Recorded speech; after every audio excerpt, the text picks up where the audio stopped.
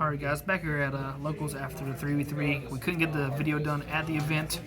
Shout out to all you guys that I saw from the previous case right there. Houston, all the boys, Corey and all them. And yeah, we got first place with 3 different decks. Maybe Wes will I'll get his profile later maybe. He's playing pretty generic Sword Soul though, so probably not. I was playing Punk Therion. This is the deck I kept messing with, and here's what we came up with.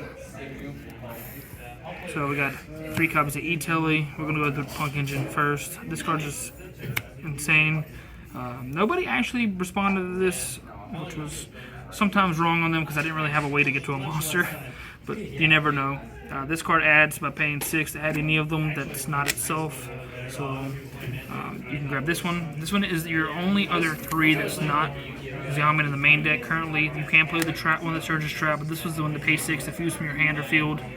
And that does come up to make this card, and we'll go over that in a moment, but it helps you actually play through combos, kind of necessary. Then you have 3 Ogre Dance, which is just Rhoda for anything that's not Foxy Tune. Foxy Tune is discard for E-Telly, discard another card, which helps you get the Therion cards in your grave. That's why the deck works well. So a lot of times the opponent didn't respond to this. It was my only way to get to Therion cards to the graveyard. So take that with a grain of salt if you're playing against this deck. You probably want to respond to this. And if your opponent still can play through when you respond to this, they probably are going to win anyways. And 2 Deer Note, you can play 1. I did side out 1 sometimes, but in most cases I would side out 1 copy of this at max, and maybe 1 of this depending on how grindy I think the matchup is going to be, because you mainly need this for grinding. And you also can, if you hard draw this, whenever they interrupt you on there, you can probably somehow get to this. And sometimes you go for this to grab this, so you can grab this to help you play through if they respond to your Foxy Tune. So the second copy does help. That's it for the Punk Engine. To the Therion cards, 3 Lily. My daughter's name, her middle name's Lily, so I had to play a deck with her apparently, just like I play Lightsworn with Raiden. But this card is your Rhoda for your spells and traps, which in this deck we're not playing the trap this go around. I did end up cutting it. They talked me into not playing it because it wasn't that necessary, even though it was pretty cool that when you could add it back in graveyard when milling it, but it's still not really necessary because most of the time you just grab an interruption in the form of a Therion monster instead. This card is insane. This card you want to see the most. It's the only Therion you're playing. You got 3. Got 2 Regulus. This one's just your way to prevent Nibiru from hitting you. Just way from you to just play defense in general. And it's just a 2800 beater. Whenever it's equipped on one of these, any of them, it becomes 3500. And it's just really hard for your opponent to clear it, especially with the field spell. 2 Reaper. Most definitely going to cut this down to 1 copy, as I never see a reason to have more than 1. It is a level 7, which is nice for synchro plays, but this is a bounce by bouncing one of your spell and trap Therion cards back to the hand, which is really nice, but it never really came up because you didn't really need it. Most times you just had another interruption another way. This one is a Psychic, so it's important because it can equip these Psychics from your grave, which would be your Punk Xiamen, which is really cool. I will say that this guy is level 8, so you overlay. If you open up with this, usually you can make a rank 8 on top of your combo.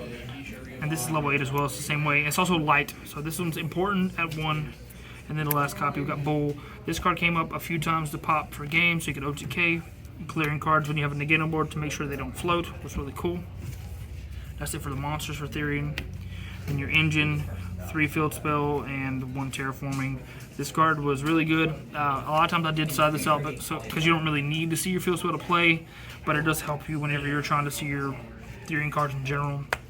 And the last Therion cards, 3 of your Foolish Burial, or it's like a recovery play, like similar to speed recovery. Put this on the bottom of the deck, don't banish it, and you get to grab 1 Therion card back from your graveyard, so you can grab back the 1 copy of your trade-in. I did see a build of this playing trade-ins online, but you do not need that.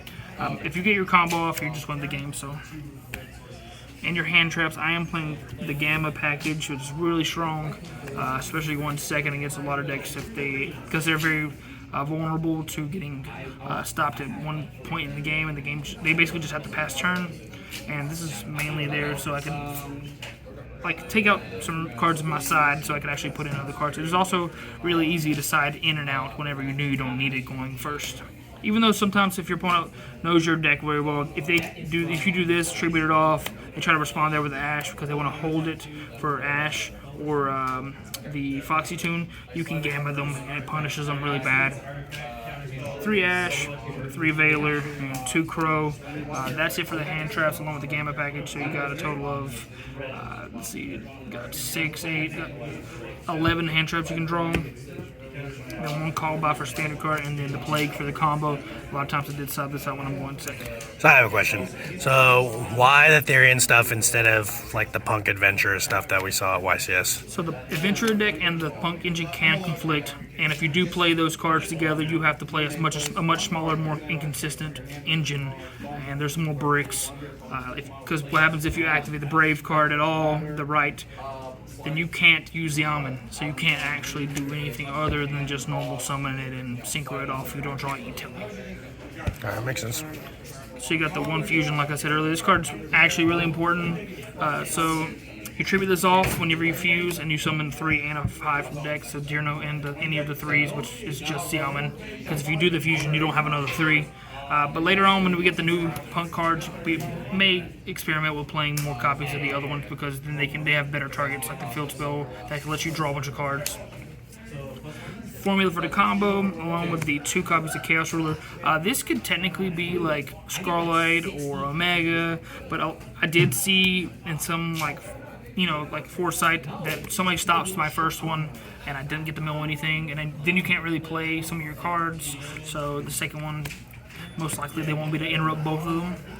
Yeah, and it comes up in the grind game like a lot. Yeah, and this card's just super broken. You make this every time, and they can't interrupt you on this because you're chain blocking it every time with Ash. So they can't Ash it, so they need to Ash something before we get to this. Or they can Ash Zombie Vampire, which is okay. If I have an extender or I haven't normal someone yet, it doesn't do anything. Hot Red, this card never came up because of the way I'm playing the deck, but I have a second copy of this, so I can't normal summon a Veiler or something like that, and then I get to make this. But not really necessary unless you get like a situation where you sided out Plague and you want to make this, which doesn't really come up. When Baron, this came up maybe twice the entire tournament, just the way I'm built to play the deck. You can make this with any 3 and any of the 7s. You can also make it with Gamma and any of the 8s, or Plague and any of the 8s, which did come up a couple times. This card, Psychic End Punisher, did not come up the entire tournament, just the way my matchups played out, but this is a very good card. I was making it quite a bit whenever I was testing before. Then the win button, you want to set up the Hulk to summon this and sync it with the Plague you guys saw earlier. So you turn the dragon this into this, and your opponent can't activate cards for this turn. And if they're not playing like a bunch of hand effects or graveyard effects, they really can't play at all. Especially because a lot of those decks need to start off with like good spell cards to actually play. 1 Hulk, 1 Selene, access code, and the tech that we all discussed would make sense would be the Asa, the Earth Charmer. This card is how you get to this again, because once you use this on turn 1, you don't have a second one, because I would prefer to play a second one of these if I could. Obviously. But yeah, this card's busted, so it's a free way to get to access code. And it's crazy because sometimes even if you don't need to get to use this to get to this, it's just an extra link in the grave for access code to be able to pop. Yep. Because Plague Spitter is still in the graveyard a lot of times after you do the combo. 1 Time Vampire, this is part of the combo. And then you got the Hope Harbinger did come up a couple times because you can make a rank 8, and that was the only one that we could fit in for utility. And the 1 Zeus. This did not come up at all, but against Sword Soul, a lot of times in testing, when I didn't play this, I wanted it because I could make this and just attack once after doing, but because they're interrupting you. So if you can get to this after dropletting, then swing, you make this afterwards and clear their whole board, because if you leave the vanilla guy on board, then you can't actually play, because in the next turn you just bounce your 1 interruption. For the stuff in the token, you just leave there, so your opponent knows you're playing the Nibiru. It's all mind games. 3 Nib, 2 token clutter. I was playing 3, but we ended up swapping it out so the third one, so I can play a 3rd Nib. 1 Duster, that didn't really come in at all. I didn't play against any Floodgate decks really. And then we got 3 Droplet, 3 Twin Twister. Shout out to my man Caesar. He hooked me up with these.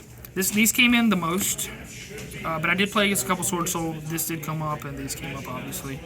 So everything beside came in for the most part, especially I was going first. The format is about this card. If you got it, you got it. If you have a deck that can play without worrying about Synchro or Fusion or XYZ specifically, like Therion's, it helps out. But, shout out to Austin for letting me get that borrow the Lily because I was struggling before the event. Shout out to Christian for letting me borrow one as well. And shout out to the team for helping me concoct this crazy deck. And I'll see you guys in the next video. Cheers.